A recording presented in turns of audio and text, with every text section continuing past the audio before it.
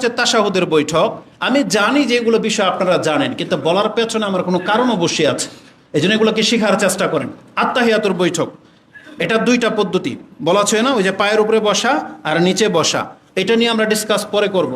পায়ের উপরে বসে যে আমরা যে আত্তাহিয়াত পড়ি, এটা আব্দুল ইবনে মাসুদ থেকে সবচেয়ে বেশি প্রাধান্য পেয়েছে, যে এটা আব্দুল ইবনে মাসুদ রাদিয়াল্লাহু তাআলার বর্ণনায় যেই আত্তাহিয়াতটা আমরা পড়ি, আত্তাহিয়াতু লিল্লাহি ওয়াস সালাওয়াতু ওয়াত তাইয়্যিবাত, এটা পড়বেন। আসসালামু আলাইকা আইয়ুহান নবী ওয়া রাহমাতুল্লাহি ওয়া বারাকাতুহু ওয়া আসসালামু আলাইনা ওয়া আলা ইবাদিল্লাহিস সালিহিন আশহাদু আল্লা ইলাহা ইল্লাল্লাহ ওয়া আশহাদু আন্না মুহাম্মাদান আবদুহু ওয়া রাসূলুহু। এই আত্তাহিয়াতটা আপনি পড়বেন।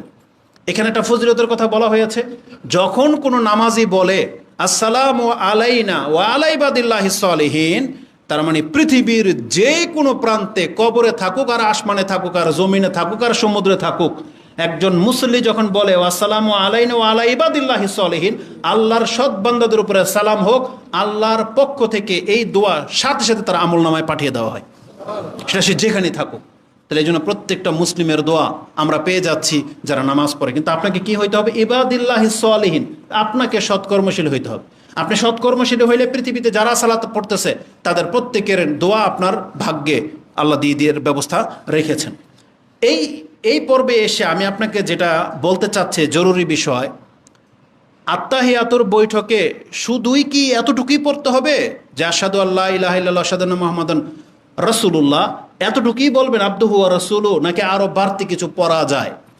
এটার কয়েকটা মত। হানাফি মাযহাবে সম্ভবত জায়েজই নেই, মানে এক শব্দ বলতে পারবেন না। কেউ কেউ বলছে যদি কেউ বলে দুরূদ পড়ে ফেলেন ভুলে অথবা দোয়া করে ফেলেন, তাহলে আপনাকে সাহু সিজদা করতে হবে, এটা একটা মত।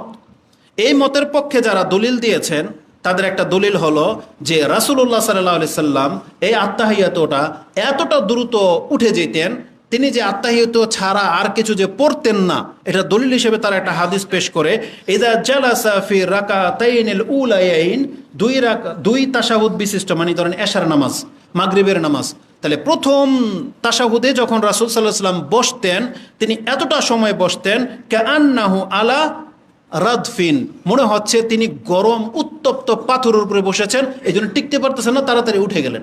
আমরা কি করি, কোনো জায়গায় গরমের জায়গায় থাকলে দ্রুত এখান থেকে সরে যাই। তার মানে তিনি এতটা উদাহরণ বুঝাইছেন যে একটা গরম তাওয়ার উপরে বসলে, মানে যতটুকু সহ্য করা যায় অতটুকু বসলে তারপর কিন্তু উঠে যায়। তো রাসূল এতটা দ্রুত উঠে যাইতেন, এটাকে তারা দলিল হিসাবে পেশ করেছেন এবং বলেছেন যেন আত্তাহিয়াত ছাড়া রাসূলুল্লাহ আমাদেরকে অতিরিক্ত পড়ার কথা বলেন নাই। এটা যাদের দলিল গ্রহণযোগ্য, ওই ক্ষেত্রে এই হাদিস না, এই হাদিস দুর্বল। এই হাদিসটি ইমাম তিরমিজি কোট করেছেন, 366-তে পাবেন, কিন্তু এই হাদিস হচ্ছে দুর্বল।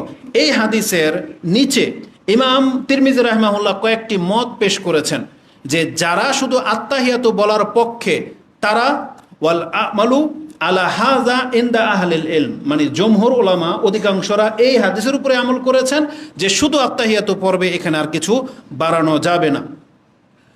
ওয়া ইয়াখতারুনা আন লা ইয়াতিলুর রাজুলু আল কুউদা ফি রাকাতাইনিল উলাইন, এবং তারা এটা ইখতিয়ার পেশ করেছে যে শুধু আত্তাহিয়াত পর্যন্তই অপেক্ষা করা, এর বেশি না পড়া। ওয়ালা ইয়াজিদা আলা তাশাহুদি শাইআন ফি রাকাতাইনিল উলাইন, আর অতিরিক্ত যেন কিছু না পড়ে, এটা একটা মত।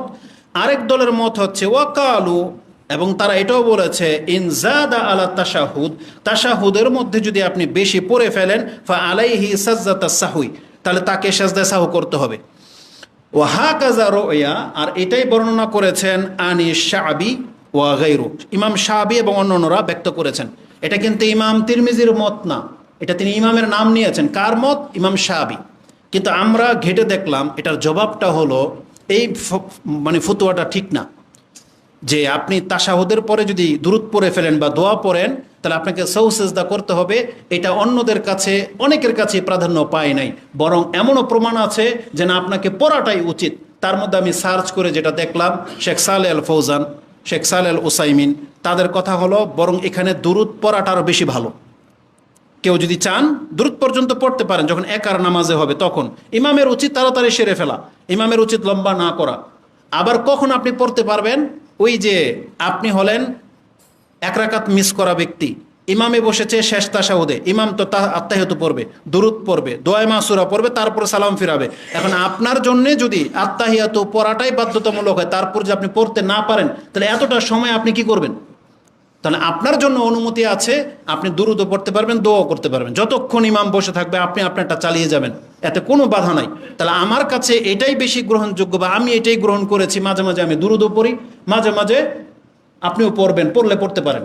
তাহলে আর আমাদের পক্ষে দলিল আমি কাকে পেশ করলাম? শেখ সালেহ আল ফৌজান বলতেছে লা হারাজ, কোনো মানে সমস্যা নাই। শেখ সালেহ আল ওসাইমিন বলেছেন কোনো সমস্যা নাই, বরং ভালো। এবং এটা ইমাম শাফি রাহিমাহুল্লাহর মত, তিনি বলেছেন এটাই উত্তম। উত্তম কি? তাশাহুদের সাথে দুরুদ সহ পড়া, এটা পূর্ণাঙ্গ তাশাহুদ তিনি বলেছেন, বা এটা উত্তম বলেছেন। আর আমরা এটাই মানে শিখেছি বা এটাই নিয়েছি। এটা কোন নামাজে? একার নামাজে। আপনি একা যখন পড়বেন, চাইলে, তার মানে আপনি ভুল করে যদি দুরুদ পড়ে ফেলেন, আপনাকে সহজ সেজদা লাগবে না। জাস্ট আমি এটা প্রমাণ করতে চেয়েছি। বাকি কেউ যদি শুধু তাশাহুদ পড়ে, যথেষ্ট, বাড়াবাড়ি করার দরকার নেই। শুধু আপনার ভুলটা যেন কষ্টকর না হয়, যে আমি দুরুদ পড়ে ফেলেছি, সহজ সেজদা লাগবে না, জরুরি না। আপনি এই ভুলটা ওই ভুল না যেটা আপনি মানে সহজ সেজদা করতে হইতে পারে। কারণ আপনার পক্ষে আপনার কয়েক ইমামের মত আছে, তার মধ্যে ইমাম শাফি। এটা আপনাকে ক্লিয়ার করা হলো আজকের খুতবা এই পর্যন্ত। তারপর আমরা দুরুদের দিকে যাব। আকুলু লিকাউলি হাযা আস্তাগফিরুল্লাহ লি ওয়া লাকুম ওয়া লিসাইরিল মুসলিমিন ফাস্তাগফিরু ইন্নাহু হুয়াল গফুরুর রহিম।